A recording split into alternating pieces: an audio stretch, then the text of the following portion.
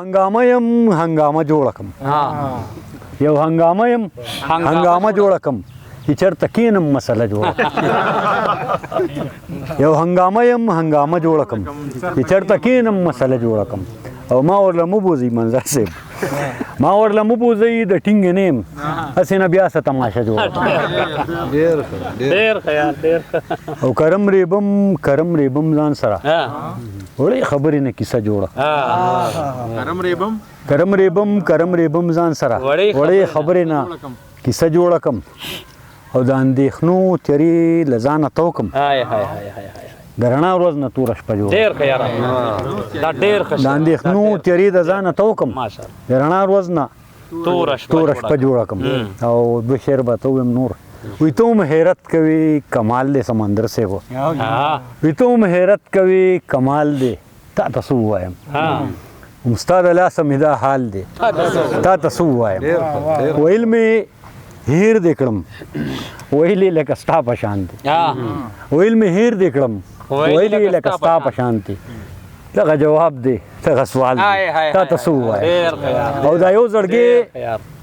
د مینې ډک لرم سعود صاحب دا یو زړګی د مینې ډک لرم دروای خلزا دا یو زړګی د مینې ډک لرم دروای خلزا نو مونږ سره خو دغه مال دی تا ته څه ووایم نو مونږ سره خو دغه مال دی تا ته څه ووایم ما په سرور کې د خپل زړه نګهداشت کړی دی زه جینیس یم ما په سرور کې د خپل زړه نګهداشت کړی دی زه جینیس یم ما د دروغو محبت هم برداشت کړی دی زه جینیس یم او ما د هر یو غم د درد د سو سړي کو شمار کړی دی ما د هر یو غم د درد د سو سړي کو شمار کړی دی او ما دا ټول حساب کتاب په یاداشت کړی دی زه جینیس یم او ما دا ټول حساب کتاب په یاداشت کړی دی زه جینیس یم دوه شعر ته نور وایم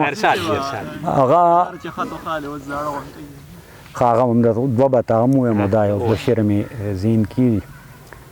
وایي چې جنت زما دپاره پرېږدي د ادم په شان دی جنت زما دپاره پرېږدي د ادم په شان دی خدا چې بیا مې سپکوي لکه د ډم په شان دی جنت زما دپاره پرېږدي د ادم په شان دی خدا چې بیا مې سپکوي لکه د ډم په شان دی او حاضر شي مات مې کړي کعبې نه مې د زړه وباسي حاضر شي مات مې کړي کعبې نه مې د زړه وباسي او بیا مې ذکر په تسبو کړي د صنم په شان او بیا مې ذکر په تسبو کړي د صنم په شان او دا بل شعر د توجه منظر صاحب تاسو ته ډالۍ وی هغه فصیح خیرې وکړي د عربو په رنګ هغه فصیح خیرې وکړي د عربو په رنګ زه ورته بریتو کې مسکې شم د عجم په شان هغه فصیح خیرې وکړي د عربو په شان زه ورته بریتو کې مسکې شم د عجم په شان تاسو کوم شعر یادول دا زاړه شعرونه دي دوه وي اگر چې خد و خال اوس زاړه غونته کې دي اگر چې خد و خال اوس زاړه غونته کې دي لاسونه یې لا هغسې پاسته غونته کې دي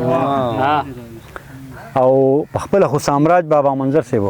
پخپله خو سامراج بابا د رنګ سرو سپینو زامن یې سم تک تور دي او سپېره غونته کې دي زامن یې سم تک تور دي سپېره غونته کې دي